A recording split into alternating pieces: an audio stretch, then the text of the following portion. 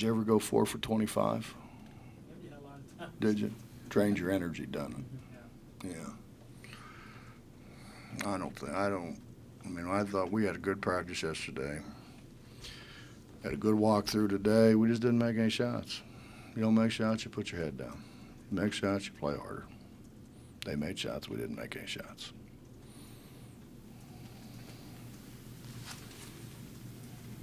Game was also You really can't say we didn't play hard because those guys, I mean, we played till the end. I mean, we tried to get back in the game. If we could have made a shot, we could have got back in the game. Couldn't make one. You suffered inside as well. They got a lot of second chance points. Yeah, what are we, 10-7? We've suffered inside for 17 games. We don't have anybody in there who can score. Coach, you mentioned you couldn't make shots. Did you think you took good shots, or do you think that? I thought for the most part we took makeable shots. You know, for some reason unbeknownst to me, we have started pump faking when we're open and then dribble it into people. I don't understand the value in that, but we had some catch and shoot shots we didn't shoot. We had some. I mean, we had shots that those guys make. I mean, Terry and Aaron make those shots. Remy generally makes those shots. We didn't make any.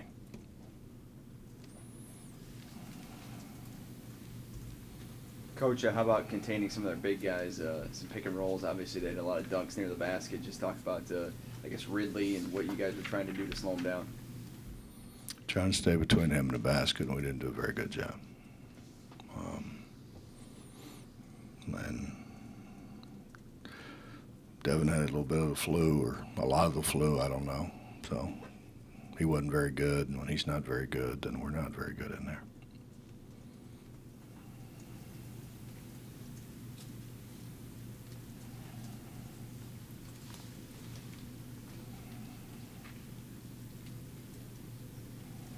Transition early, especially in the first half, seemed to really hurt you as well. I'm sure you were expecting that. Yeah. What is it that causes guys to not get back after you preach it? I don't know. Ask them. I did. I'm sure they had a great answer.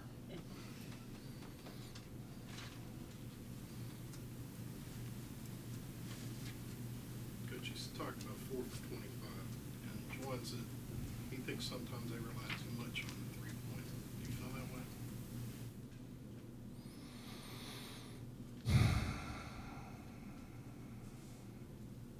I don't know. When you're 4 for 25, obviously. But I'm not sure Mitch stepping inside the 3 would have made us make them any better. You know, when it's short every time, it's going to be short probably. Well, it was short when we stepped inside. When we stepped inside the 3.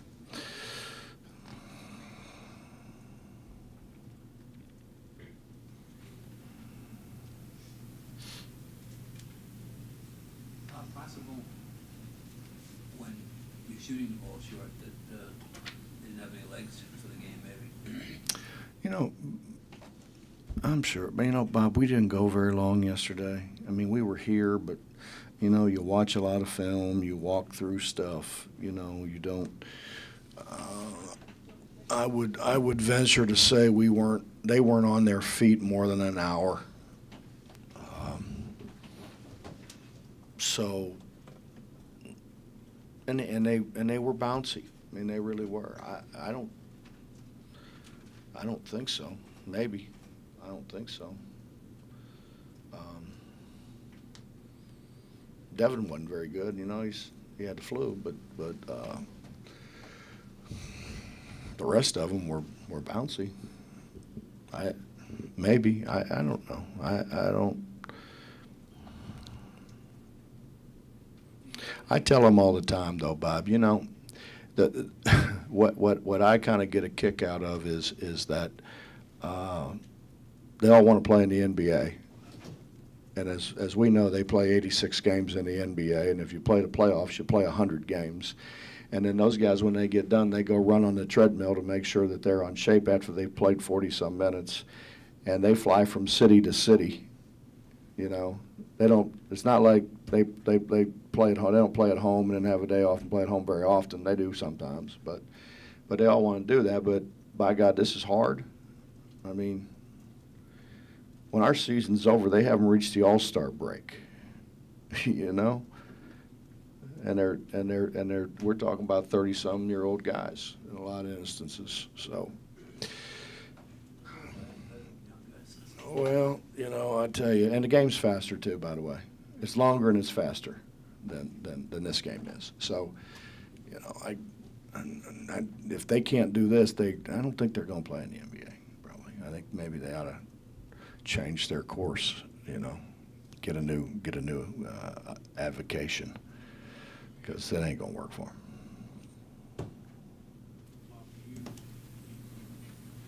Not that you don't have other issues like being able to play inside, but it sounds to me like you think if you had simply shot the ball better, that you would have been in better shape.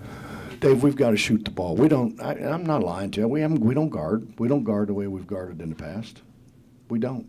We don't guard, and we sure as hell don't rebound it the way we've rebounded in the past. So we have to make shots. And will we get better guarding? Absolutely. Will we get better rebounding? You know, absolutely.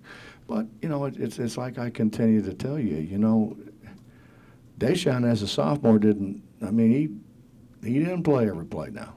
Wellington didn't play every play. Missoula didn't play every play. I mean, I remember our first scrimmage, Missoula threw it out of bounds 7 times. Came over, said, "I suck, take me out." I said, "No, I'm just trying to before you get them all out of your system now.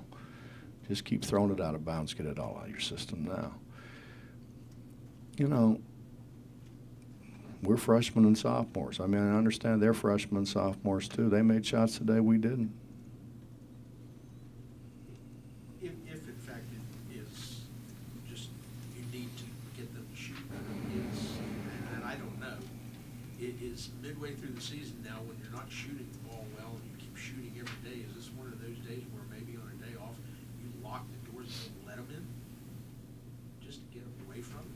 No, I don't think they kill themselves on off days, Dave. No, I don't think you have to worry about that. I mean, they make them in and shoot some free throws, but they're not doing full court drills, believe me. That ain't happening. They are in there shooting. Some of them.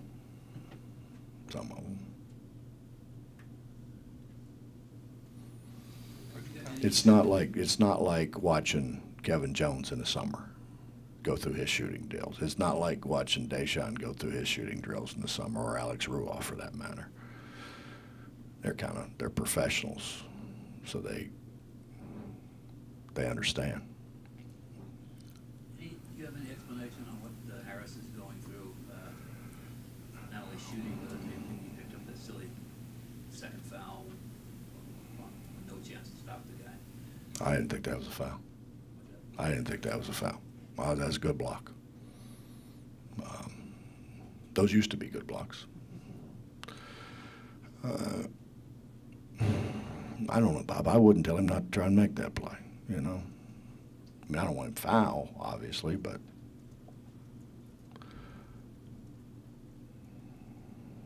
he's not making shots. I mean, he didn't make shots in practice. So he's not making shots. You know, it's sort of kind of like what, in conjunction a little bit of what, you know, Dave asked me. You can be in the gym all you want. If you shoot 100 shots and 96 of them hit the front of the rim, you're a bad shooter.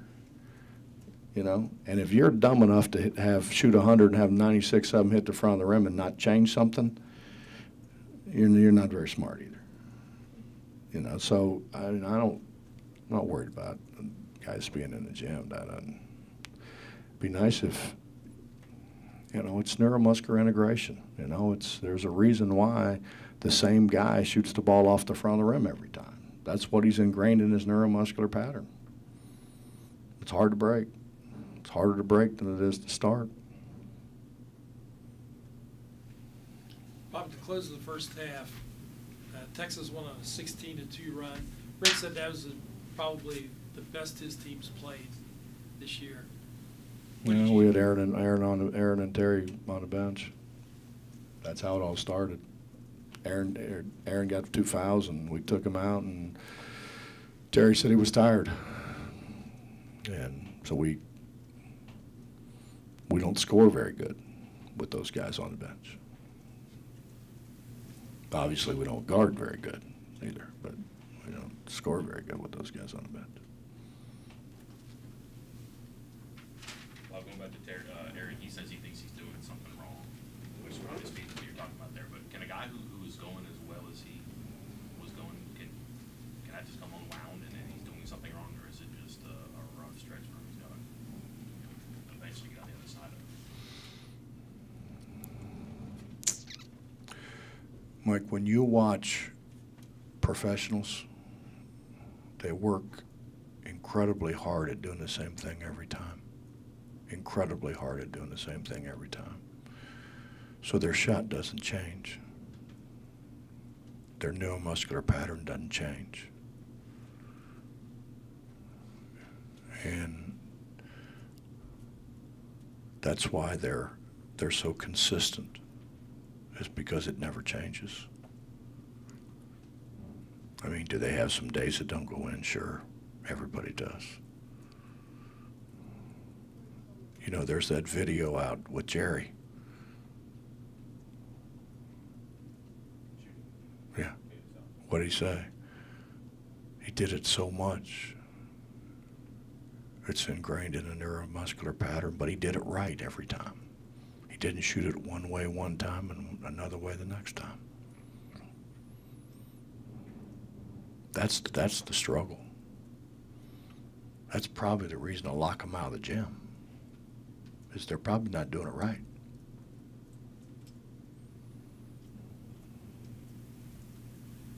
You've talked a number of times before about when you're not shooting, there's other things that can still be done. How do you get that ingrained into young kids, and where is that process at with these guys? Oh, Justin, we're making progress. I mean, they didn't quit. Right. They didn't quit. I mean, we end up turning them over 18 times. They didn't quit. That itself, I think, is a start. They're going to keep playing. They're not going to lay it down. And it would have been easy to when you shoot it as bad as we shot it. Would have been easy to. They didn't do that. The other, like the rebounding, defense, that's got to come. And wait a minute now. Think about what you're asking me. I got Nate Adrian at about, what, 210, 215 pounds. I got Remy, who's 210. You know, I got Brandon, who's a stick. And if I don't have Devin to go put a big body on a big body, could you block out Ridley? Probably not. And you weigh more than they do, probably. I bet he'd move you too. We needed a big body. Devin's the only big body we have. Devin's 255, 260 pounds. And they're not 210, 215 pound guys that are, kind of pogo stick guys that really jump and all that. They're not that either. So we got outmanned.